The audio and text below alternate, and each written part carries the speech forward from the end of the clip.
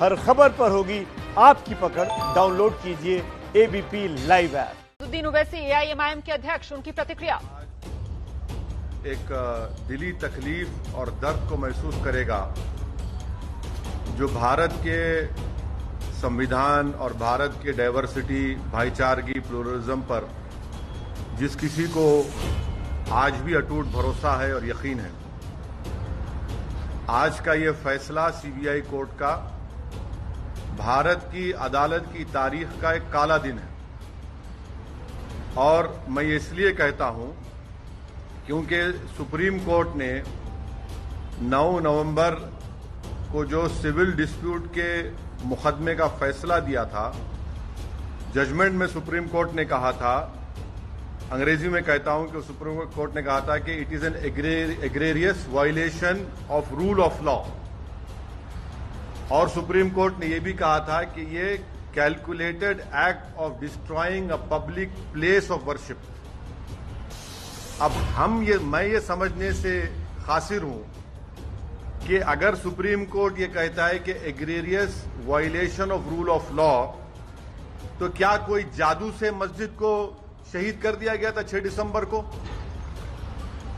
क्या कोई जादू से वहां पर 28 और 29 दिसंबर की रात 49 में मूर्तियां रखी गई थी? क्या कोई जादू से उसके ताले खोले गए थे जब राजीव गांधी प्राइम मिनिस्टर थे? इसीलिए मैं ये कहता हूं कि सुप्रीम कोर्ट ने जो बात कही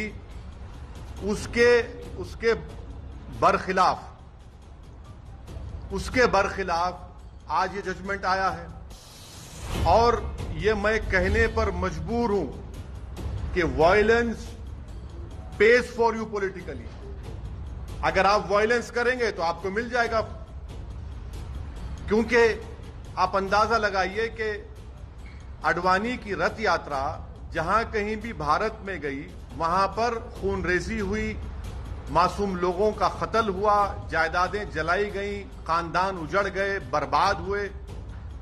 और आज ये फैसला आता है सीबीआई कोर्ट का जिसमें कहते हैं कि वो स्पॉन्टेनियस नहीं था। तो हम ये जानना चाहते हैं कि भाई साहब, ये कितने दिन, कितने महीने लगेंगे प्रिपरेशन के लिए ताकि वो स्पॉन्टेनियस ना हो? आप बताइए ना, कितने दिन, कितने महीने लगेंगे स्पॉन्टेनियस ना हो?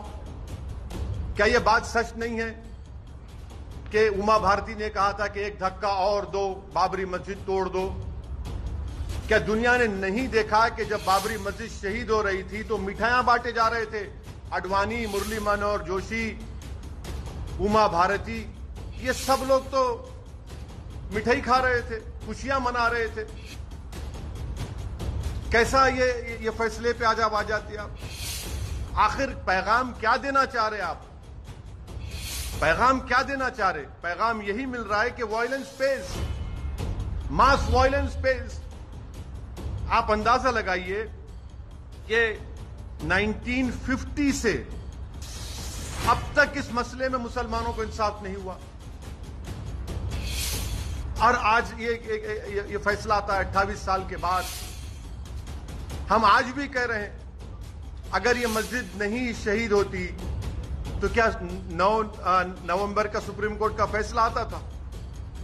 सारी दुनिया ने देखा कि जो लोग मस्साम में खड़े होकर स्पीचेस दे रहे थे, लोगों को उकसा रहे थे, उनकी मौजूदगी में क्या यह बात सच नहीं है कि सीबीआई की चार्जशीट में एक विटनेस ने कहा कि कल्याण सिंह, उस वक्त के चीफ मिनिस्टर, ने कहा कि रोक कंस्ट्रक्शन पर है, डिस्ट्रक्शन पर नहीं है?